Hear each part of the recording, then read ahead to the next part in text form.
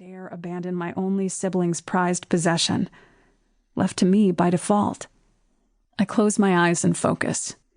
Grief has overwhelmed my systems. I can now experience the full range of human emotion in minutes, but logic comes slowly, like reciting the alphabet backwards. The heat amplifies in the stillness. What would Matthew do? The toolbox. I climb into the truck bed and unlock the steel box with the smaller of the two keys. Inside, my brother's tools, a pair of leather work gloves, and a repair manual. Though I'm wearing only Converse, cutoffs, and a black tank top, Texas has already cured me of the need for undergarments. The sun sears my back with such intensity that sweat drips down my chest, my sides, slides off my chin, and splatters on the manual.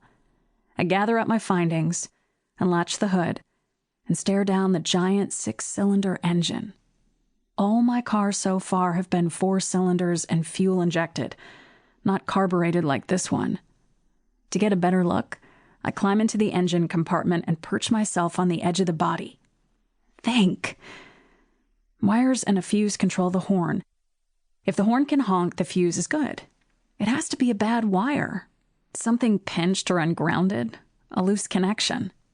The horn went off each time I turned. I picture that tiny racing wheel atop a thick steering column, and I know that's gotta be it. The wire's crammed like a geisha's foot into a shoe. I open the manual and flip through electrical diagrams. Though I have loved cars my whole life, my experience is in driving them, not fixing them. I haven't done much more than change oil or an occasional tire. Even those jobs managed in spite of self-doubt. Stop it! Just think.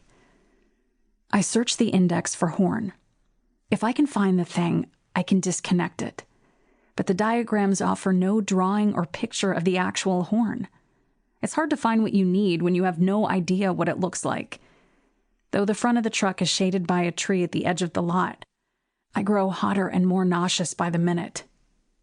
When Matthew died, so did my appetite. The more I study the diagrams, the less sense they make.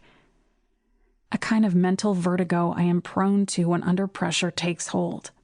In my final year of college, a French teacher caught me daydreaming in class and threw chalk at my head to illustrate the meaning of the verb jeter, to throw, a word I knew inside and out after a decade of ballet lessons and 5 years of French. But put me in the headlights, and I'll go deer on you every time. Breathe. I remind myself there is no sweaty man yelling at me in this parking lot. The smell of fried chicken provokes a wave of nausea so intense that I climb off the truck and stand in the grass with my head between my knees. Tears come instead of vomit. My brain gives up on logic, taxed from the brief attempt to fix a simple thing. As reason slips away, my emotions kick into overdrive, and I kick a live oak tree older than me as cars whiz by. A stray customer wanders out of the KFC with a hot bucket under her arm. I kick the tree again, curse, and punch it. The pain in my knuckles turns my rage into shame, and I curl up, knees to chest, back resting against the giant front tire. My throbbing knuckles feel more real than any other part of this new Texas life. I sob till I'm hyperventilating, like I did when I was a child. The last time I had a public meltdown was a half-decade ago during college, when my Volkswagen van got the yellow parking boot while I was in class. Turned out, I owed $150 in tickets. $150 I didn't have. So I went fetal on the curb and cried.